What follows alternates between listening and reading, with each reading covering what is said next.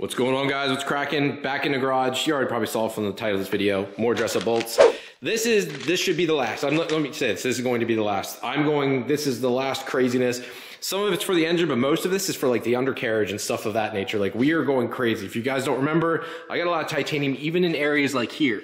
That's titanium there. I want as much as I can. Don't have to worry about rusting. I love it. And I love the whole blacked out look. And again, one thing I'll reiterate every time I have these bolts, especially for the black, this is PVD coated, meaning that it is not anodized, so the black will stay black. So perspective is, all this will always stay this nice dark color. And people have said, well, are you sure about that? I am.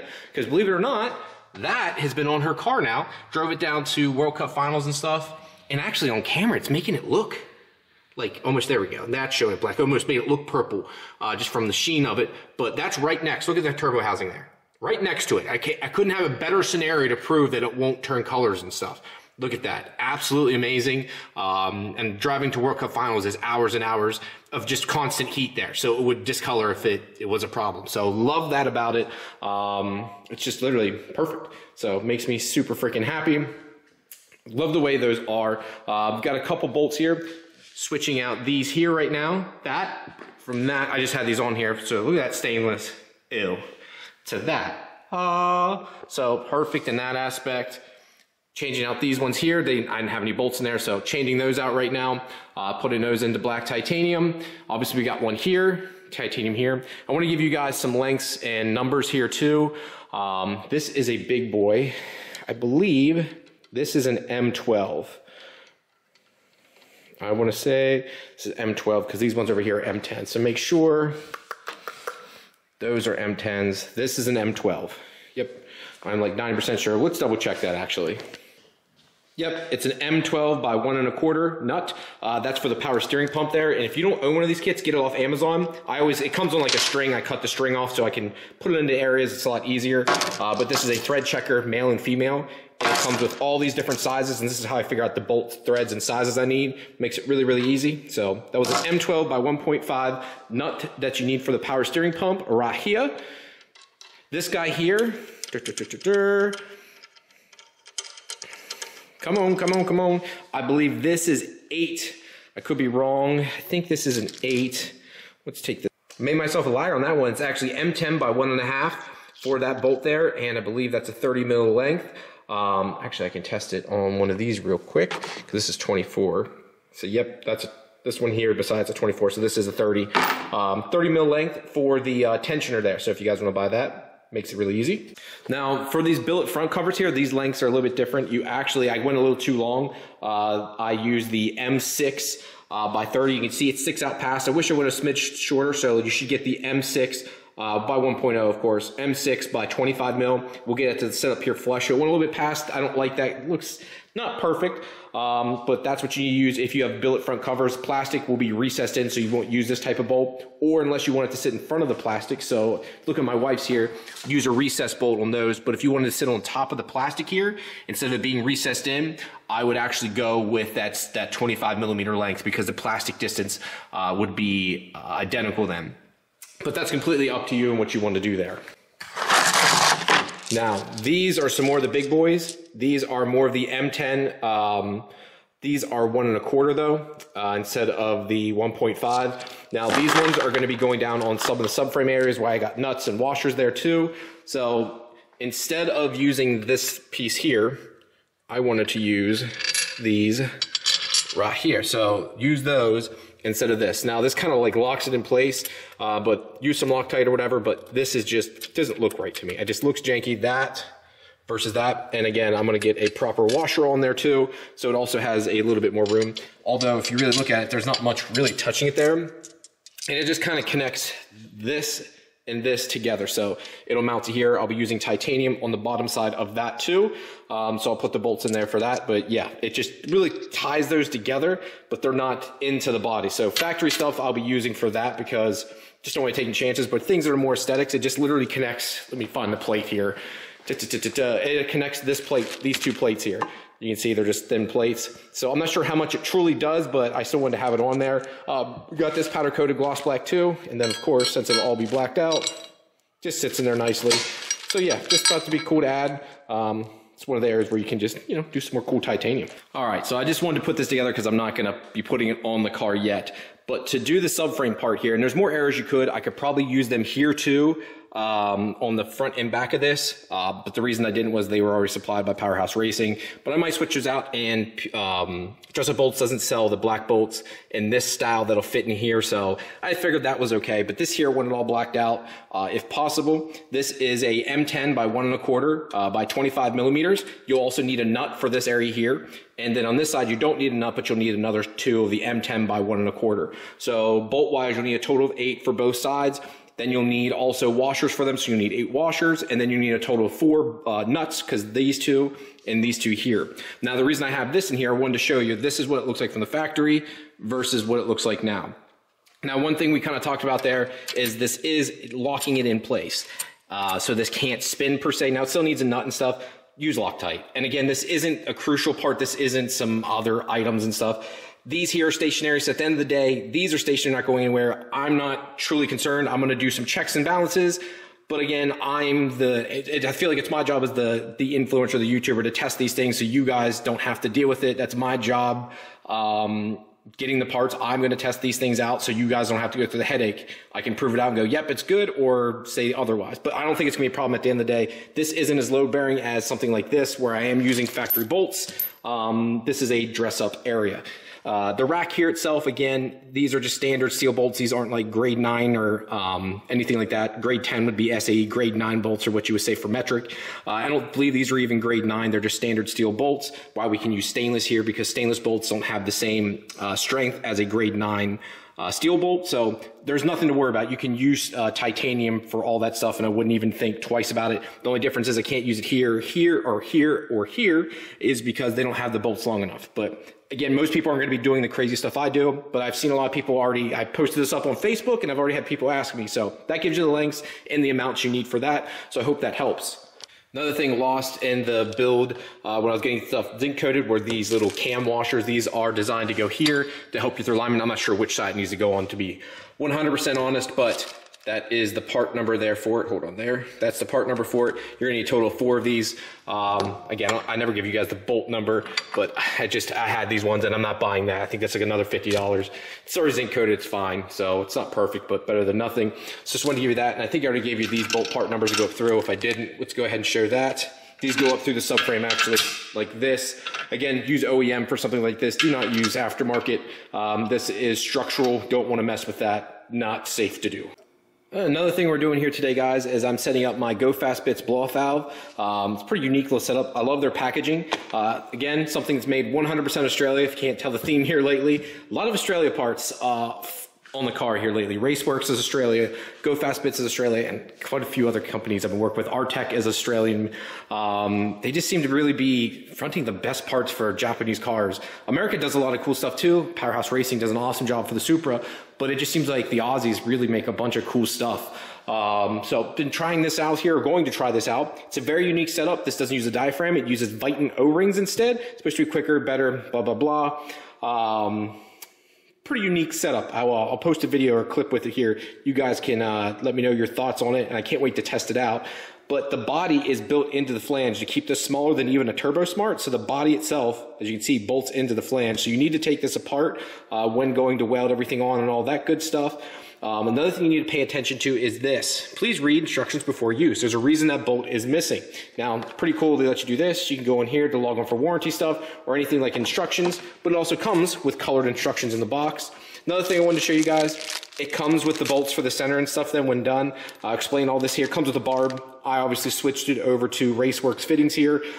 This is going to be 4AN, just like I did on my wife's car. I'm going to do a 4AN 90 off of here and then directly into the intake manifold.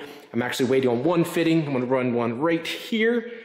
And then I'm going to 90 it off so it stays out of the filter way. I didn't want it coming down and over. Running a 90-degree fitting with a straight fitting off it to keep it nice and tight. And I'll wrap it around here and then come up here somewhere. I like to keep it in engine bay to keep the line as short as possible for the blow-off valve. The one thing they do say with this, is heat. The Vite O-rings are good for up to about 400 degrees. They're not going to get anywhere close to that, but it's just letting you know Viten's very, very strong. That's what my fuel lines are and everything else sitting next to the hot engine. So I don't really worry about it. But I just wanted to let you guys be aware of that. Pretty impressive little setup. But what we're going to do here is open up the instructions. Some of the things they tell you about is you're going to take it apart, one, to weld it on in general. Number two is spring rate. So depending on your, idle of your vacuum, depending where you're at for that. So if you got stock cams, anything like that, you're going to be using the high idle, which would be this here, the 7 to 11 PSI at idle. I won't have that. I'm going to be in this 2.5 to 4 range. Maybe the medium idle, the 4 to 7, but I'm pretty sure I'll be at the low idle, 2.5 to 4, unfortunately.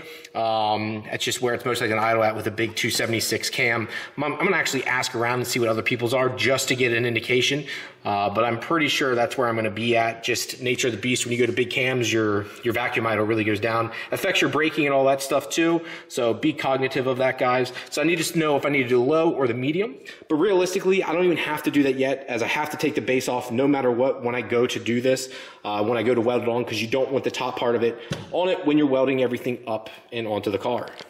All right, guys, one thing you want to do too is leave this center bolt in. Take all the outer bolts out first. That will release the bottom part. You'll leave this in, and as you take this out, make sure you're holding with your hand because this will pop out. You can see the springs here. Now, for me, I'm going to be running BC 276 cams. I didn't know what they're going to be around idle. I think my old 272s were like 7 to 8. You have a range here, so low idle, medium idle, high idle vacuum. So showing you the PSI here. So pretty much saying like, where is your PSI at depending. So I'm going to be at the medium idle vacuum, which is 4 to 7 at idle for me, which means I only need one spring instead of both the springs. So you got an inner spring, outer spring. So in my case, I only need the medium, which is the outer spring. So the small spring in the center, I won't be using. So I'll take that out and just use the medium idle vacuum spring here because the 4 to 7 PSI. So you can see this is the small one. I went ahead and put it back together. So it just has the one outer, which puts me in the middle here, the medium idle vacuum. Now that might actually not be even close enough, but I think we'll be pretty darn close, 4 to 7. And then it has these idle adjustment screws too. And you're probably thinking like, you've never seen this before, right? On your other blow valves. Well, again, this doesn't use a diaphragm. You can see it just has an O-ring. There's less chance of failure and everything with this. A little bit more complicated on other sides, but there's no diaphragm to fail. Springs are just a lot better to use in this case. Just a very unique design. This also changes by using these bolts, how long it hangs open. So in the instructions, it'll tell you how long or where you need to have it at. They suggest starting with the smallest one and then working your way up because you just don't want it hanging too long and you really want a stiffer setup if you've got a turbo car. And I think it actually goes over that. Turbo engines, where the throttle is open and closed off and the optimum throttle response is the key objective. For the group of engine springs is best firmer, the method above suggestions. So it's saying to go firmer. So I could obviously go to this one here, which would be the stiffest. This would be the least amount of stiffness here. But I can't really test that until I get it on the car. But I can at least go ahead and get this out because I don't need that. So that's all swapped out and done. And just kind of wait for the rest here. So I can't really put these in until I get it on the car and actually turn on and run it. So we'll just have to wait for that. I'm getting closer, just down to the last little nitty gritty. I'm just excited to get the dang thing into paint and get back. I know it seems like I keep saying that, but I'm just waiting for my builder or my painter to get his rollback back so we can get this thing over there and back from paint. So that takes care of the blow valve. The last thing we're gonna go over today is quote unquote finishing up these stainless steel hard lines. Now these are my vacuum line, guys. This is not a fun process and it's a lot easier outside the car because I can get close and really eye everything up. But this is where I'm at right now. I might not even use this clamp. I do have black aluminum fittings with stainless steel line here. This is most likely going to turn like a bluish or purplish color being right next to the hot manifold. Same with these hats and stuff. Some do, some don't. But I can imagine this one right here is definitely going to discolor. If it doesn't, I'll be amazed, and hats off to Racetronics for that one. That's pretty amazing because that's their clamp. But I've got all the lines and stuff situated for the most part. This line here I'm most likely going to replace. I'll cut the ends off and reuse those fittings, but I kind of want this to come straight down, over and in instead of this angle. I thought it was better to run it like that, but now looking at it, I'm like, that makes zero fucking sense, Ryan. So I want to have it come straight over this way, over, up, and in. This just doesn't look professional. This one was easy because it goes down and over. That should have technically bent down more, but I kind of ran like a loop. But this one can be fixed. This one can be redone. The line's cheap, guys, too. I wanted to mention this. Like the stainless steel line, I want to say, God, I hope I don't quote this wrong. I'll have to look it up. I think it's like 30 bucks for like 20 feet of it. Like, it's insane. 25 feet. It's very, very cheap for the 3/16 or 1/4 inch. And I think the bigger stuff, it gets expensive. I've never even bent that. This up here is 1/4 inch. This is 3/16 brake line. The 1/4 inch is a little bit harder. Like I said, I'm going to have to redo this one here. It got a little bit of a pancake in it, but that is my turbo feed line that runs down, and it runs straight. See if we can get it to focus here. Can we get it to focus? Right there, straight into the block.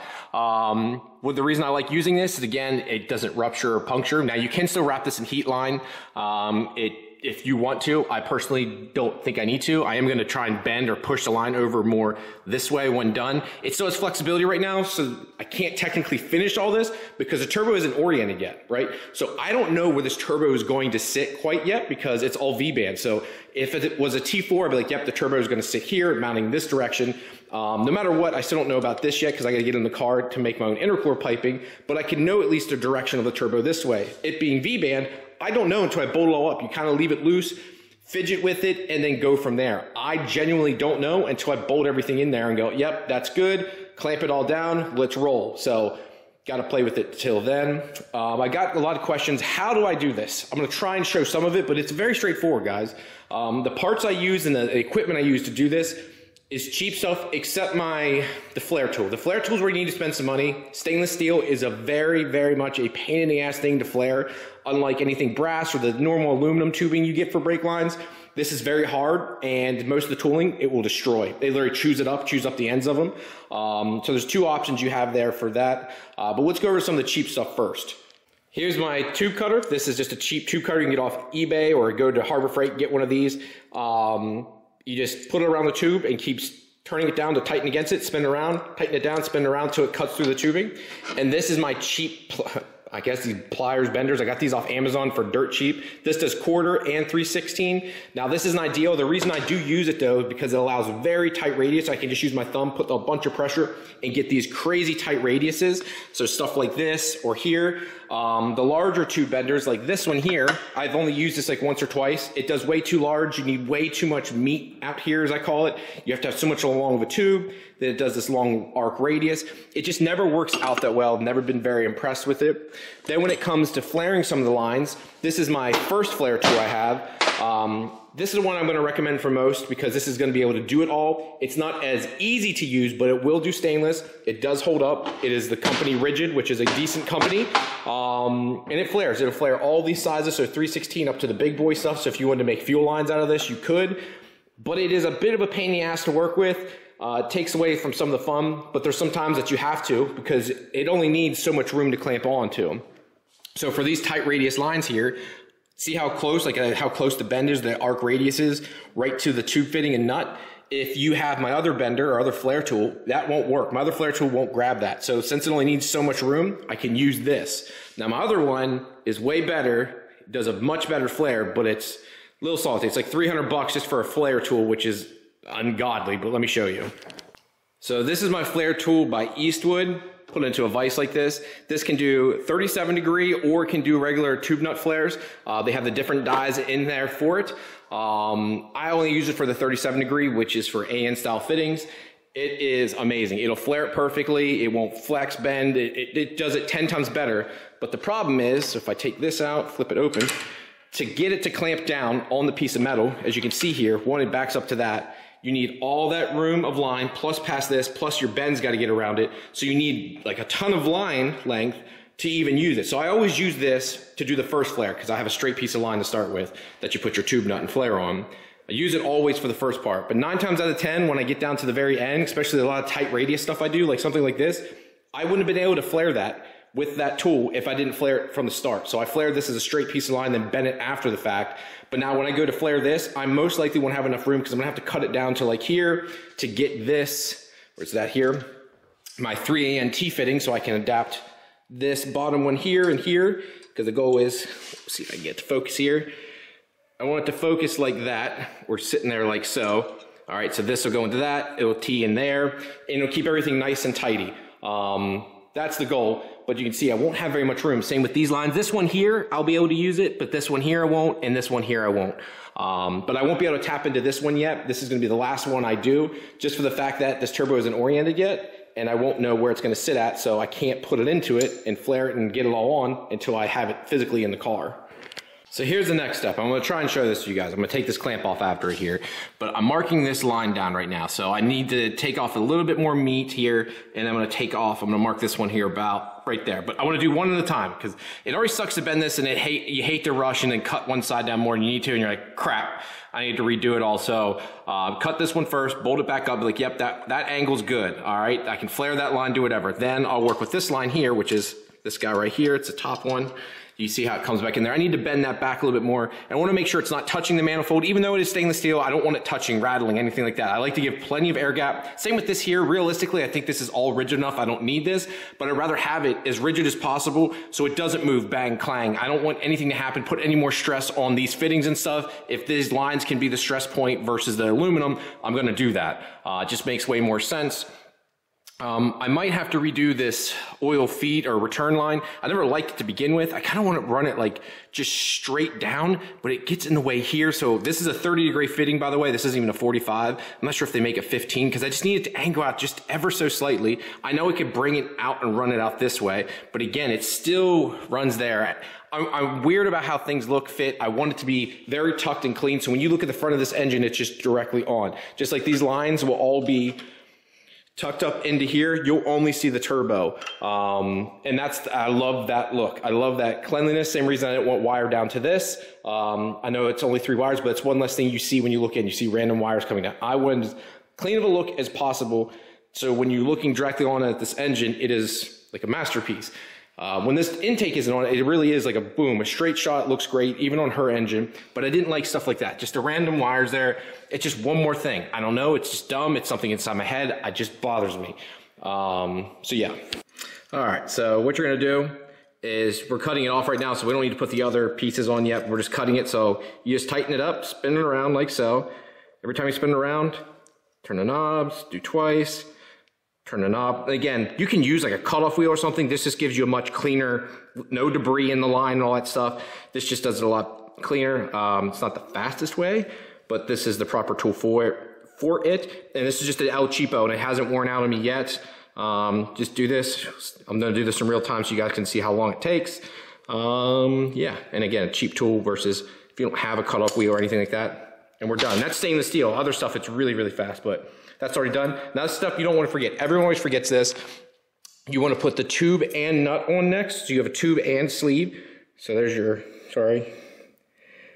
tube nut right here, and then your sleeve. You put your tube nut on first, then you put your sleeve, then you flare it. Everyone, I've done this, I forgot it. You want to make sure you do it. But now, let me show you how to flare this thing, because that's the cool part of all this. So for this setup, there's a 2-part operation. Now I've got, I have the 1/4-inch dies in here right now. So I take out these 1/4-inch dies, put those over there like so.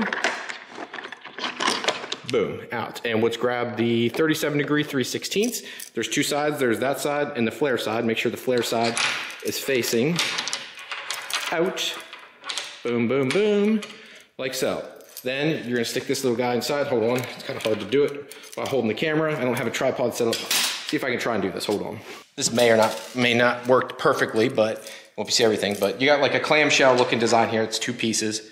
You stick your tube inside of it. And again, this might just be long enough. As you can see here, guys, I need a lot of length to do it with this setup. So you wanna get it just about to the face of it. Then you take this clamp over, like so, push that through, and then lock it down in place, and you'll really crank this down. Let me bring the camera over for you guys. So, swing this over, lock this in, and then this locks it in place. You want this to be recessed back ever so slightly, so you don't want it right up to the face. They say you should, don't do it. I've never had it work properly when you put it straight up to the face. Let it recess back in some, and then flare it. This is 2 operations, so you'll do op 1 first, which says right here, op 1, 3/16. Then you'll spin it to op 2, which does 3/16 or 1/4-inch, and then that'll give you your flare. So we'll do op 1 first. Again, we gotta make sure that set back in there far enough. I think so. So we crank this down because you don't want it slipping. Pulling the handle here, and that cleans up the inside bore of it. Is that always necessary? No, but I always like to do it. Then we do the op 2. Now this is where it's gonna take a little bit and you're gonna have to finagle it.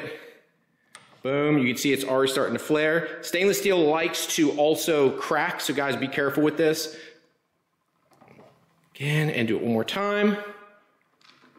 There we go. There, we've got a nice flare now. That allowed our tube nut to come right up on it, and I'll show you what it looks like when done. This is what it should look like when done then. Nicely flared. It's not too extra flared. You have to be careful. Just flare it just enough, because if you flare it too much, the stainless steel will crack. You can actually see micro cracks on it. Just take your time, and it should butt up against it nicely like that. So see, boom. Could have been flared a little bit more, and I could put it back in there, but this will work, and once you crank it all down, it'll seal itself up. But this tube nut here slides up against that, and then this, or sorry, the sleeve, and then boom, goes like that. Comes out the back a little bit, and you spin this on. Pretty neat little setup. In my opinion, this one is way nicer than this, but again, 300 versus I think 80. This also is very limited because of, you know, length. So if you need one that does it all, this is cheaper and will do all of them. And it has not failed me yet. I've had this for way longer. And there is cheaper ones out there. There's cheap, like $20, $30 ones. They've all failed me. So you have to, minimum, you have to get this if you're going to do stainless steel.